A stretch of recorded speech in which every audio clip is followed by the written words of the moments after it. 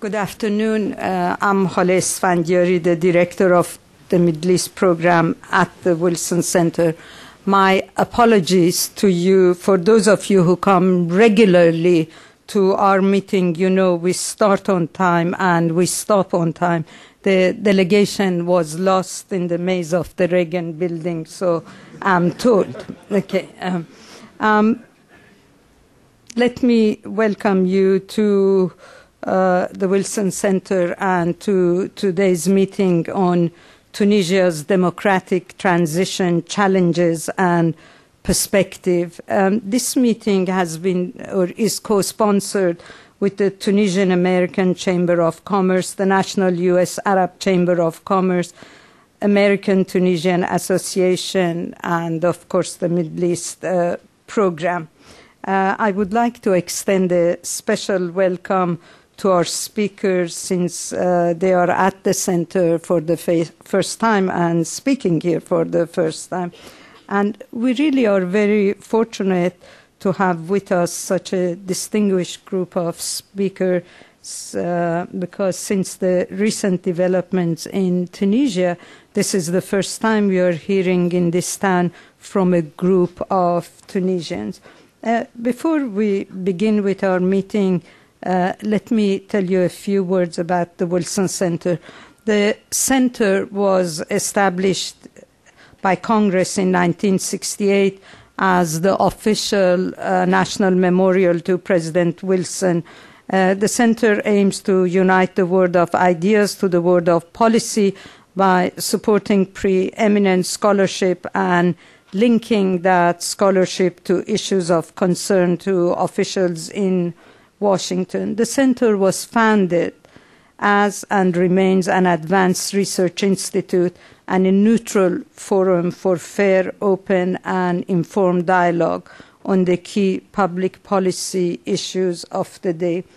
The center hosts around 500 events per year. There are 13 regional and 9 topical programs at the center, and we also play each year as host to a number of senior policy scholars, short-term public policy scholars, and more than 20 residential fellows. All in all, 150 scholars pass through the center each year. Before I ask our speaker to do their presentation, I would like to remind you, please close your cell phones, Blackberries, everything you are carrying with you, which is electronic. We were going to show a short video on Tunisia, but because we are running 20 minutes late, and I know you are having a lot of questions for our speakers, we just plunge into the program, and I would like to ask each of our speakers maybe speak for 10 minutes, so you give us enough time to ask you questions. We start, and we have the bios of all our speakers. We'll start with Mr. Ben Amar, who is the president of the Tunisian American Chamber of Commerce and the president of MAMI Group, and the vice president of the AmCham MENA Council. There is a long paragraph about each of our speakers, which we distributed. Then our second speaker is going to be Mr. Belhaj, who is a member of the Tunisian American Chamber of Commerce and the founder and CEO of IB Consulting, a law firm specializing in foreign direct investment and general business and investment. And our third speaker is Mr. Khalil. He's a member of the Tunisian American Chamber of Commerce and an international investment officer and board member at Poulina Group, the leading Tunisian holding company in its domain, which he joined in 1989. With this, I would start with our first speaker, Mr. Ben Amar, please. Thank you. Thank you very much. I would like to thank the ones who organized this meeting, especially after what happened lately in Tunisia. I would like also to thank Newsac, the Wilson Center, and hopefully we will let you know about what's happening through this small event in Tunisia.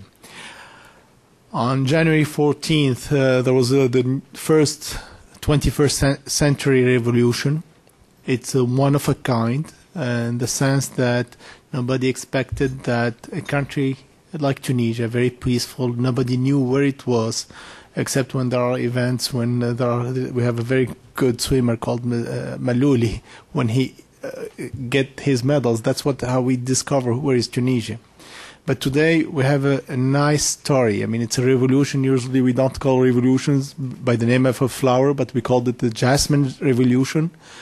It did send the wave, I would say, not to the Arab countries only, but also to non-Arab countries today.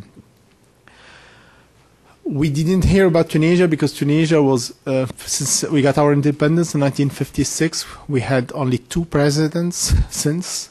We had to get their last president, Ben Ali, out of the country because of many ingredients that came into the picture that the Tunisians didn't like. I was surprised a while ago. We had another meeting where some people said we expected that Tunisia will be the first democratic country in the Arab world. Because to tell you the truth, yes, we deserved this democracy, but it was not expected that we go through this revolution this fast. It started all in December. By January 14th, which is a Friday, we did our revolution, we consumed our revolution within a weekend, and on a Monday people were back at work. This is something very important for the Tunisian society. Going back to work was not an easy process because afterwards the unions got involved. We had some bumping roads between the 14th until about 11 days ago. The Tunisian people wanted to completely forget about all the institutions, the governmental forms of the old regime. And we got rid of our Senate, of our House, and just a few hours back, the ruling party, the RCD, has been banned, which is a great thing for Tunisia. There were, until 11 days ago, there were only 3 ministers, including the prime minister, technocrat who was still around. People didn't like that. Now we have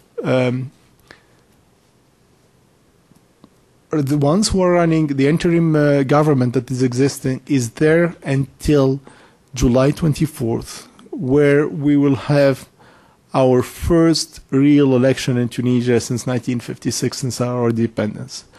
Why? We have a constituent assembly to make. It took us 4 years to write the first constitution between 1957 and 1961. So we need to make sure about the future constitution that will be done by the Tunisian people this time. It's not going to be coming from like this. I mean, it will be people who have the rights to choose what they want in this constitution. Issa will be talking more about these details from his perspective. It was also one of a kind, if I go back to this revolution, because the first time that mankind used technology for revolution. It was unbelievable. It came from the youth. It came from the Tunisian people. Nobody would claim that this revolution was his, neither the unions, nor the parties, nor the technocrats, nor the... and these youth that were unemployed, and they will be going back to talking about more about the employment problem, they used the mobile phones, Twitter, Facebook, in order to send one message, that enough was enough, and this is what was happening during the revolution. The president militia were killing people in front of the army. The army, the Tunisian army, took a great position, first of all, to help getting the president out of the country, and second, to make sure that this militia people do not kill more people. I mean, we had 220 people who died during this revolution. Most of them are youngsters. It was we have never seen blood. We didn't do wars even during our independence. This was very peaceful independence. So it was quite a shock for the Tunisian people to see that many people dying in front of us. We were looking at the Facebook. We were seeing Tunisians dying in front of us, and it was like we couldn't accept some things like that. I would say so. Facebook definitely played a major role, but on the other side, we had to find out about what will be next.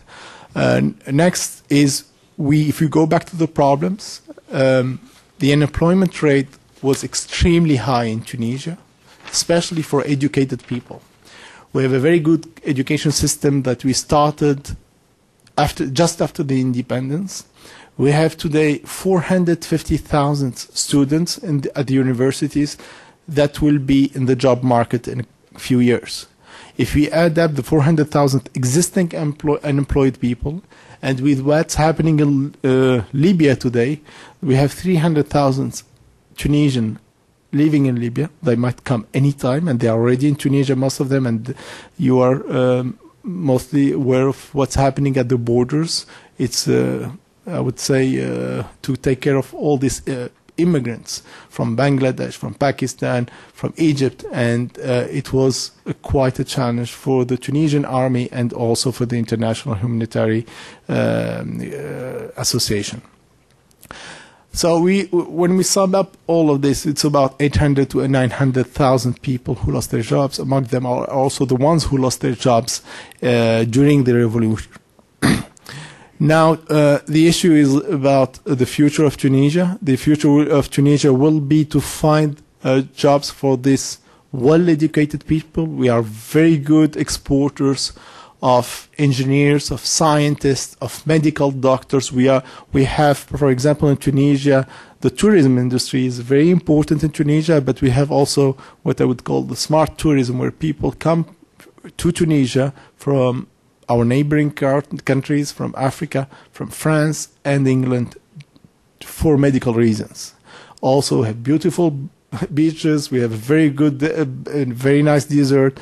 In the southern part with oases, in the northwestern part, very nice place.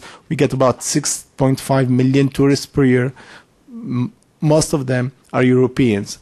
The Europeans have been always our economical partners because of the free trade agreement that we have with Europe, mainly with France, Germany, and Italy. These are our main partners. Also, Libya was among our best partners. When we add about this, the growth rate in Tunisia was between, I would say, 5 to 6%, except the last 2 years was about 4%.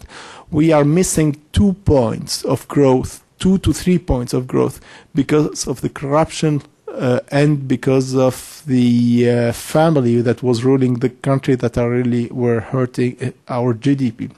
Plus, if we add up to that the lack of integration in the Maghreb region, I think that we are the only country in Africa that will have in the next, and I will promise you this, that we will have a growth rate that will exceed the 8 to 9%, because we have been always able to do that. Tunisia also can sell itself in the sense that it's a small country of 10 million people, but we have these partnerships with Europe mainly, but also with the Euromed countries, with some Arab countries and African countries.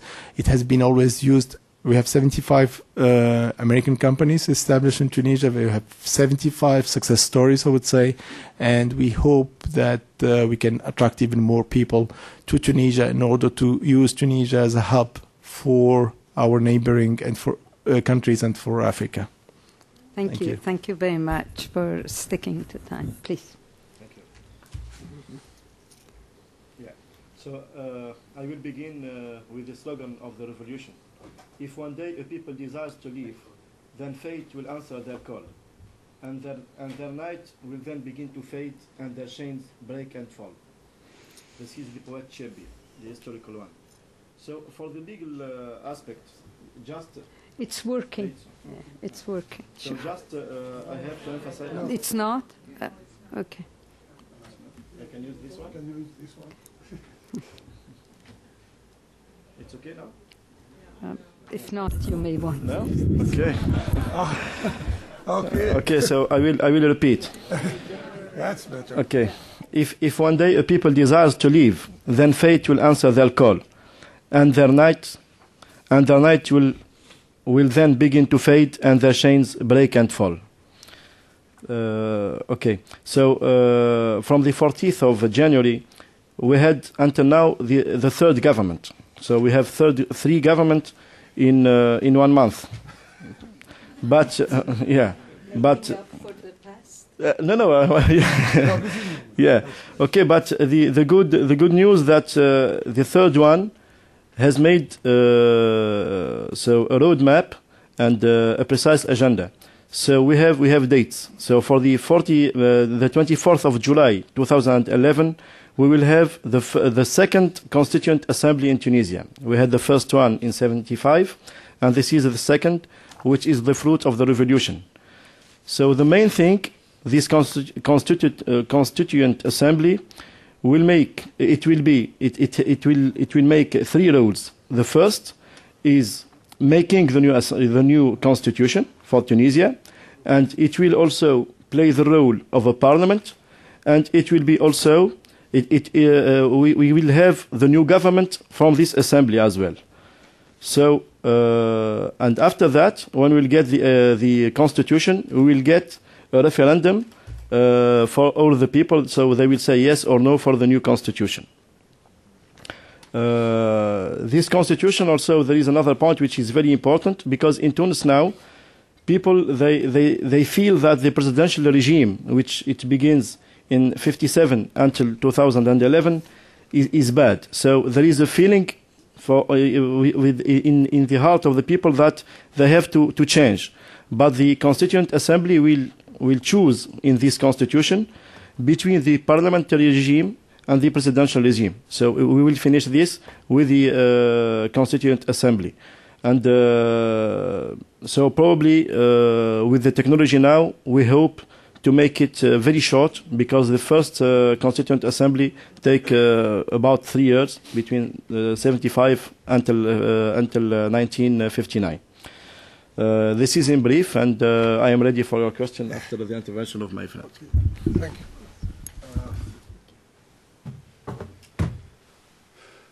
And it looks for me like a fairy tale, you know. You have 100,000 people saying, get out, get out, get out, and then the next day, the president get out. I mean, wouldn't believe that, but we as businessmen were angry like all the people and went out on the street, and by the end of the day they said, okay, he's gone. And we couldn't believe that. So, in fact, I'm thinking about what is happening. I would like to start just by some quotes from Mr. Obama, who said that we must educate our children to be as the young Tunisians. The Norway PM, who said on the 15th, today we are all Tunisians. The British PM, that he said that we must teach the Tunisian revolution in schools. And CNN, for the first time in history, we see people make revolution and then clean the streets. So it was an overnight, a weekend revolution, because by Monday everyone was back at work. Now, we have to understand, I mean, this unique event. Tunisia has for 23 years had a presidentialist regime. That's not a presidential regime. A presidentialist regime is a regime where the president has all the powers. He has a presidential unit with the presidential security, the presidential staff that acts, in fact, like the true minister. There are two ministries, that is the government, and before the government decides, he has to go to the presidential staff and get an agreement on everything. He has his intelligentsia system, where you could have a file on every citizen in Tunisia. And you have even a large project unit that instead of the Ministry of Industry, the large project has to go directly in the presidential unit. So we have this system where, and then you have the LCD party. The LCD party has 2.4 million members. I think that that's one of the, so one, as a 50% of Tunisians over 18 are members of this party. We have unions. One union, the worker union, the businessman union, but they all have a system of what I call clientelism. That is, you can work within limits that are permitted by the presidential unit. Even civil society or businesses, as myself, I'm a businessman, said, okay, you do the business and we do the politics. So we have been working, we have been developing an area permitted by the president. So we have this system. Now, how can a system like this collapse like nothing? First, there was the origin of what I call a tsunami that came through Tunisia. You know, it is just few minutes to tsunami, and then is the loss of political base. In fact, President Ben Ali once said, okay, I'm going to be president for now. Every time he amended the constitution, 5 more years, but now he's too old. So there was the preparation of his wife and his son-in-law to take over the presidency, which the LCD lost its ideology and now lost its leadership. Then there is a loss of security because there was corruption at several levels of the security forces. I will come shortly to that. There is a loss of economy base because we had a 5% GDP growth, but the growth was unequal. It was 9 to 10% on the coast and 0% on the region inside Tunisia. The corruption was also a main factor. We had 3 levels of corruption. Banditism, that is parallel economy, bribes on special favors, real estate, change of status to get money. We have what I call business colonization. It's franchises. I mean, all the members of the family had the Mercedes franchise. McDonald's was not permitted because someone from the family wanted to take it, and there was another one who take it. So they said not to have a franchise. Now I think we'll get back McDonald's. So there are even finance colonization. That means that there are 5 main banks, and each bank, we have one of the members of the family who has a major stake on it. Now, this system could not stand anymore. And suddenly, after the immolation of a young, educated, unemployed person, there was a true revolution. No leadership, no political agenda. And as mentioned, the unique use of IT, mobile phones, social networks, and media. It was the quickest revolution in the world, 3 weeks. Now the challenge is to make it the quickest transition to democracy. For this, we have already, we spent 50 years with one party. We now have 50 parties, 5-0. 30 have been allowed till today. There is 20 on the line. We have a freedom of speech. When you see the TV, now everyone is having politics and saying whatever he wants to say. That's and in 2 months we had 3 presidents in 48 hours, 2 p.m. in 1 month. But despite that, it is business as usual. As a businessman, Well, on Monday, I am in a company where we produce everything from chicken to computers. And now we have a new unit for producing democracy. That's a new product. And on Monday, after the revolution, we were back to produce our chicken. And now I'm here. I'm talking that this revolution has to succeed. And in order to succeed, there are some true economic challenges. As it was said, we have a lot of unemployed people. We need projects. We need people to invest. We are inviting everyone in America to invest because really this is a country where can be a hub for the North African market. This is the fastest growing region in the world. For European market, we have 10 plants. Our company has 10 plants in Libya. Now they are stopping work, in this case, but still some are working. Some are working despite everything what is happening. We believe that we have tremendous growth. We are talking about 12-15% GDP growth in Libya, in Algeria, and hopefully in Tunisia. So we succeeded. As I said, let's make it together. Let's make the fastest transition to democracy, we and the Americans. Thank you. Thank you very much. We're going to open the floor to questions. We have 20 minutes time, so please no comments, just questions, because this is really a rare opportunity to be able to ask three such distinguished speakers. All three of you, let me start with the first one. All three of you were very upbeat. What are the obstacles? Obstacles. Okay. I mean, and I'm very much interested if you could elaborate a little bit more about the Constitution. What are the changes that are going to be introduced in the Constitution? Yeah. And you said last time it took 3 years. Now, hopefully, it will take 3 days. It's not possible. No, but really, what are the demands of the people who came on the street regarding clauses of the Constitution? Yeah.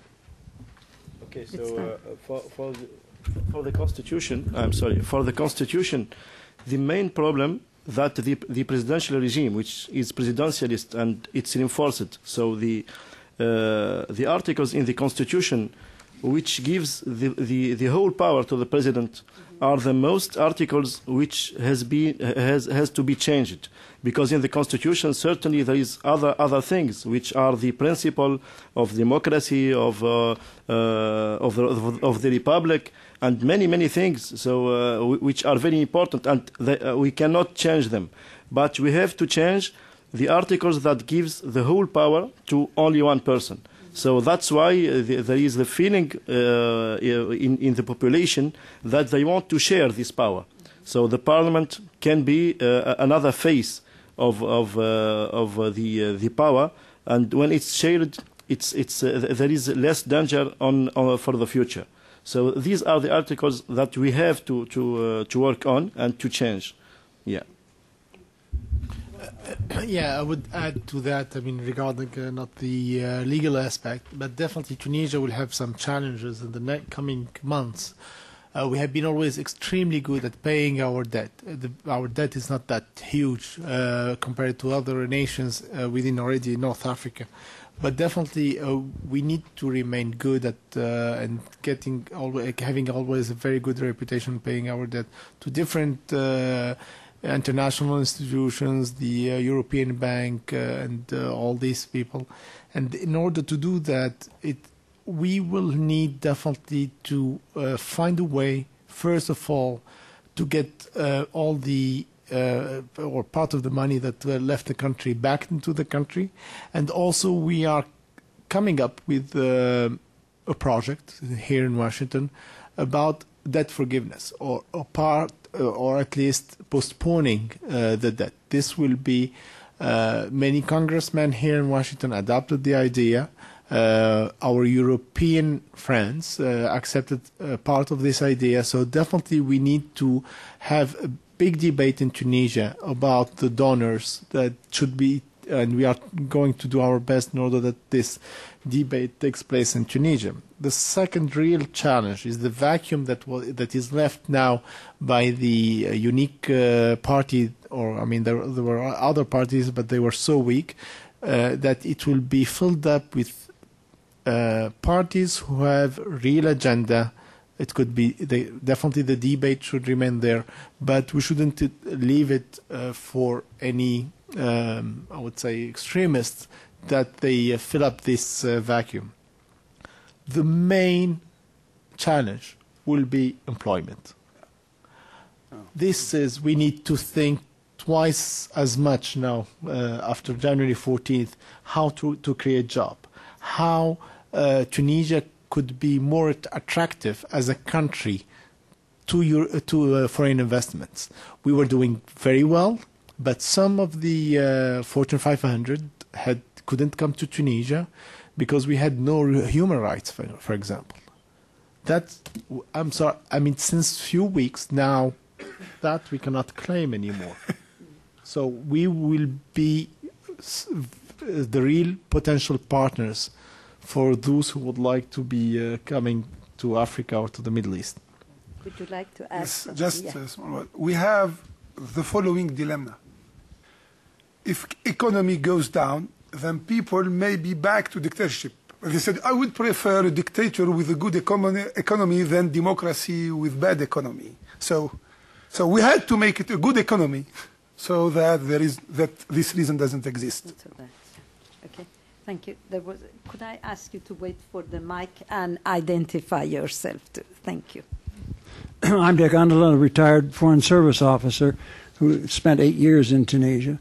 My question is something that I really do not understand is what is it that gave the young people of Tunisia and the others as well the confidence to stand up and to face security forces and to face guns as they never had before? You could ask the same question about Egyptians, but I'm interested about what exactly what happens. This is one thing about the Tunisian revolution that I do not understand adequately. Yeah. I would like here to bring to talk about the Arab dignity, and there is a problem in the Arab world about dignity, and this is something where we all Tunisians, we didn't even feel comfortable talking to each other about politics. We were there was this uncomfort of this Mediterranean, very peaceful country where with the police regime, we didn't feel at all in our own skins, I would say. And definitely I would add to that, the corruption level that was in place was out of limit.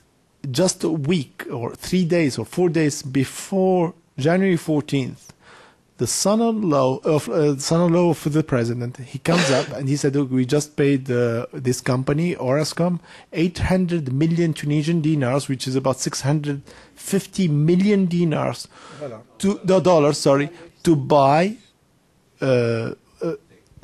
stake in the company." And we were like, where is this all the money coming from? I mean, we were quite surprised about what was happening. Meher was talking about all these corruptions that were there.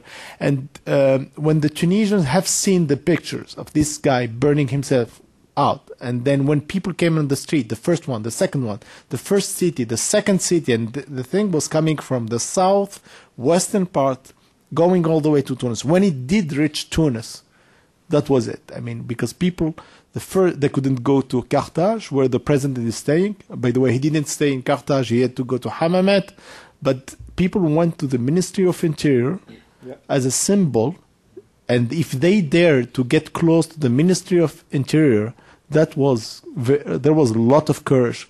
But there were like people by hundreds of thousands in the street. It was over. I mean, they couldn't keep up with all these masses of people coming, I mean, and all kind of people, not youth only, but in Tunis there were like all categories, social categories in the street. Yes, please. I would like go ahead.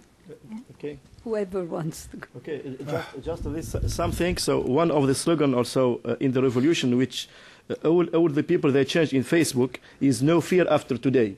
So it's like a wall of fear which has collapsed, and people doesn't so the fear has disappeared 100%, and that's why all the people they gang until to the Ministry of Interior, and it's very important, I think. Just my daughter, 14 years old, told me, I found there she has never even never about politics, and she was on Facebook. So I was obliged to have an account on Facebook. That was the time, on 14th of January. And she was showing me, video clips, work by artists, against the regime.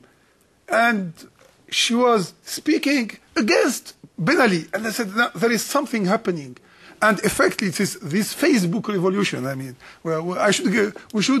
guy of Facebook, we should really give him a shake hand. I don't think that when he launched this website, he thought of a revolution website.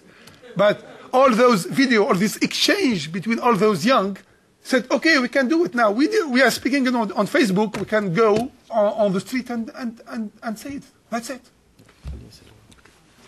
Yes, please. In light of the recent revolution, has your opinion of Habib Bourguiba changed? I would say that will be a difficult question to answer. But let me tell you, the present Prime Minister, Prime Minister Qaid Sibsi, when he came up on the 17th, January 17th, for an interview on Nesma TV, people looked at him and said, this guy speaks like Bourguiba. And we were surprised. He was very fluent in Arabic. He really sent the right message to the Tunisian people. This is 3 days after the revolution. When he became the prime minister and he made his speech, again, Bourguiba is back. Some people, definitely Bourguiba has done a lot for our country. Bourguiba didn't know how to get out. And Ben Ali didn't know how to get out of here. But Bourguiba, because of his age, Ben Ali is because he was a corrupted president. This is the difference. I think other questions. In the back, please. Yes. Thank you. Sorry, I'm not supposed to ask questions as I'm Tunisian and member of the delegation. But I also wanted to add the point regarding the first question, is that we had a wonderful army that did not accept to shoot the people. Yeah. And that helps a lot. That helps a lot. Thank you. Question, yes. The mic is just coming. Thank you. Thank you. Russ Stemming. I had the pleasure of living in Tunisia twice for 2 years and 3 years. So I think we're all very excited about what's happened and very hopeful for the future. My question is one about national reconciliation. You mentioned that the RCD has been banned, but you also mentioned that half the population over 18 or adult population members of the RCD. Are these people going to be welcomed back into political life? What kind of stigma is going to be attached to them? How do you overcome the bitterness of the Ben Ali years? Okay, this is very important. National reconciliation. In fact, the Ghannouchi was criticized because he haven't done the measure to show that the top corrupted people are in jail, which now is Mr. Beshkhas is showing. However, we have to make a national reconciliation. We cannot go. We cannot put in jail hundreds of thousands of people just because they have touched or went in touch with the regime. I call that the deals. Now, there is a deal at the security level.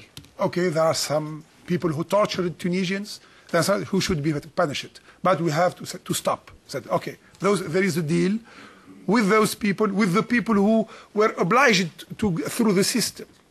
And it is important that for the next month, Mr. Beji Qaid Sibsi and the people are going to do a national reconciliation so that life can continue. That's very important. Yes, please. The mic is Hello, thank you. My name is Calandra. You've expressed that you wish the U.S. to stand with you economically. Can you elaborate on the specifics of what that would look like? Let me tell you that we, on April 2009, there was a message sent by President Obama. We are the first nation in the Arab world that listened and heard this message, and we did it. Not, he said, yes, we can, but we did it. That's the difference. And we did it. And just before January 14th, he sent another message that he was with the Tunisian people. A week before, Mrs. Clinton, she was also in the Gulf region, telling that the Arab world need to consider democracy. For a long time, we were saying Tunisia deserves democracy. These same messages were not sent by any Arab leader. You can imagine why. And the Europeans really took a very bad position because they were there to comfort the old regime. We cannot forget about our old friends, the old continent, but definitely these signals. The Tunisians have been always had great friendship with the Americans, but we never did build on this, which is a real pity because there are great opportunities of development from both sides. I insist on this. It's on a partnership basis, and this is why we are asking for debt forgiveness. We are talking about eventually, not immediately, a free trade agreement, tariff cuts, the Millennium country, the MCC. I mean, there are lots of projects that we can put in place, and I think that what will help have better trade figures, because they are really peanuts between Tunisia and the States for the time being. We need also the civil society, I would say more the business world, to play a better role. Our role as the Chamber, NewsAC, to bring more business people to Tunisia in order to be more creative in making better projects in Tunisia, and also having Tunisians. The American embassy in Tunis were telling us there were Tunisians who will be willing to invest in the States as well. One thing, yes, one important thing, we asked some congressmen and some senators, just there are $8 billion of Ben Ali's family assets. So if they could bring them back as soon as possible, that would help.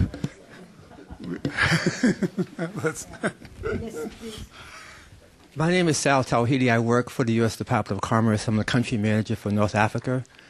And I'm pleased to say that we have, at the height in the aftermath of the revolution, after it was a success, we had a mission going to Egypt. We had to cancel the Egypt mission for obvious reasons, but we decided to go ahead with the Tunisian mission. So we're having a mission to Tunisia. Our assistant Secretary, Suresh Kumar, will be leading a delegation of 9 companies to Tunisia, April 27th through the 29th. Let's start in case anyone wasn't aware of that. And my question is that I'm hoping that the revolution will have the rippling effect on the condition of the woman in Tunisia. And I think that is something that's, I've heard reports that the women in Tunisia, they have a very good status, comparatively speaking, according to the other Arab countries. So, yes. Go ahead with the women. Yeah. So for the situation of women in Tunisia, I hope that I shock nobody, but I think it's better than the United States.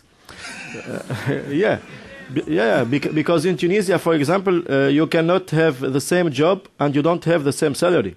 So all the women has got the same salary as men, and the vote, for example, of women in Tunisia was before United States.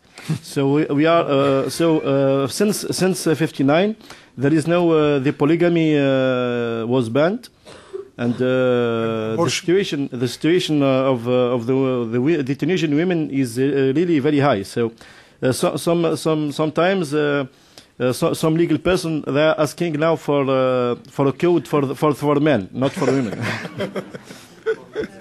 For men, right. Sorry about the delegation. Let me just add one word to this. The Tunisian personal status law, which was passed under Bourguiba, was the most progressive in the region, and currently 2 countries in the region, Morocco and Tunisia, emphasize that the head of the family is the man and the woman. Just to give you an example, would you like to add? Yeah. Can you tell us how many women ministers are in the last cabinet, in the recently formed cabinet? There are 4.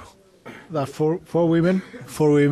But coming back to the delegation, yes, we are aware of this, and that's an excellent signal, by the way, and we really appreciate what the Department of Commerce is doing in order to send these signals to the business community. And what's interesting in these delegations, they are in the infrastructure, ports. There is Cisco will be with us, and Cisco, by the way, is present in Tunisia. That we have like well-known brands like HP, Microsoft, all Crown company that are Pfizer in the pharmaceutical. But we are interested for this specific field, our expertise in Tunisia, to work with the American expertise to go to Africa, and we have been extremely good delivering engineering work, infrastructure work in Africa. Not only the Western Africa or the French-speaking Africa, but all over Africa. And we hope that we can share these experiences with the American companies. Okay, there's no... There is one. Here. Here. Yes, please. Just and this is going to be our last question. Yeah. And it's going to be a disappointing one, I'm afraid. I'm Alan Gaultier, Senior Scholar at the Wilson Centre. May I press the team a little harder on unemployment? Because it doesn't seem to me credible that this major grievance of young Tunisians is going to be dealt with in the short term by foreign direct investment. So what I would like to know is, what are your thoughts about how Tunisia, or the private sector in particular, can address this question, bearing in mind that presumably you are going to add to the ranks of the unemployed by getting rid of some of the surplus police and security personnel?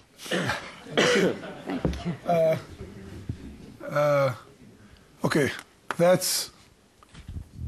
I'd like... In fact, this is a very important question. When I am...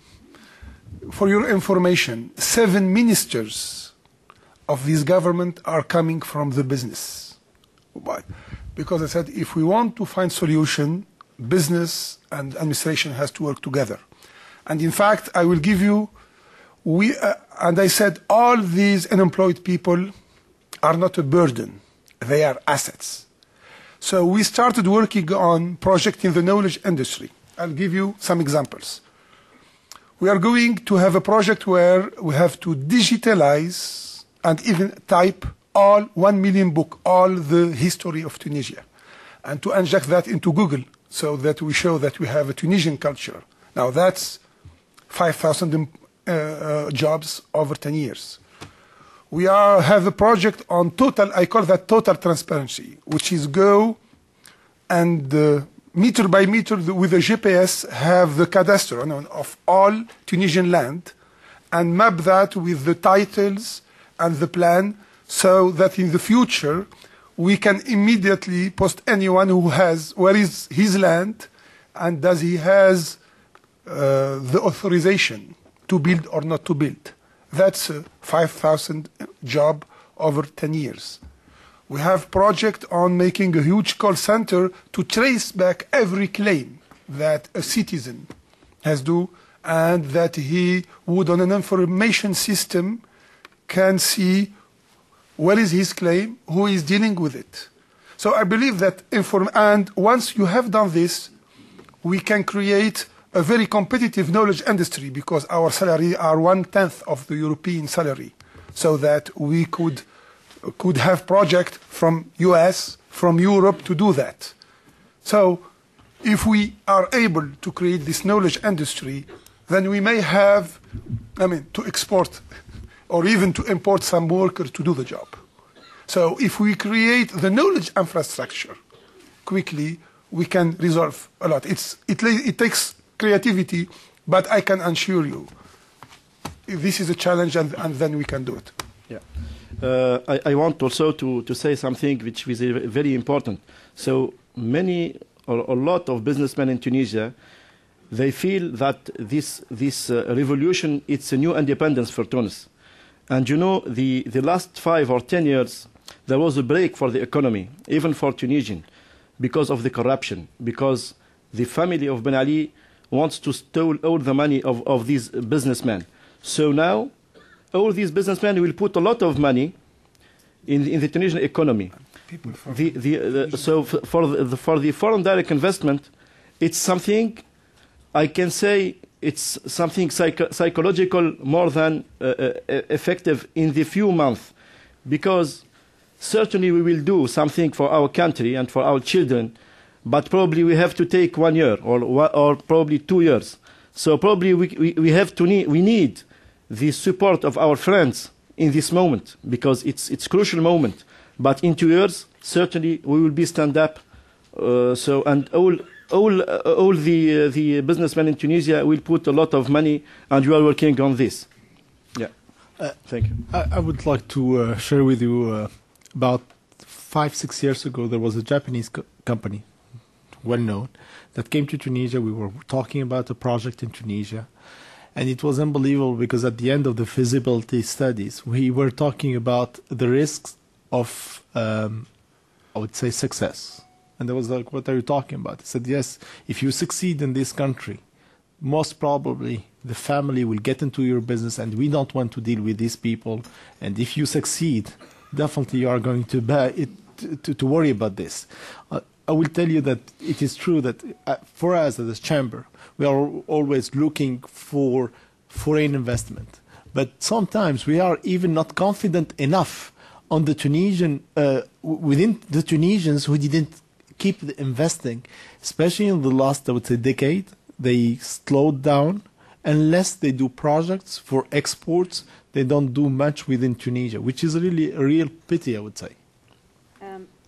Let me just, before thanking the delegation, tell them that the current Minister for Women's Affairs, Professor Lilia Labidi, was a fellow at the Wilson Center, and she's a very good friend of the Wilson Center, and so we are delighted to have her on your cabinet. Please join me in thanking the delegation.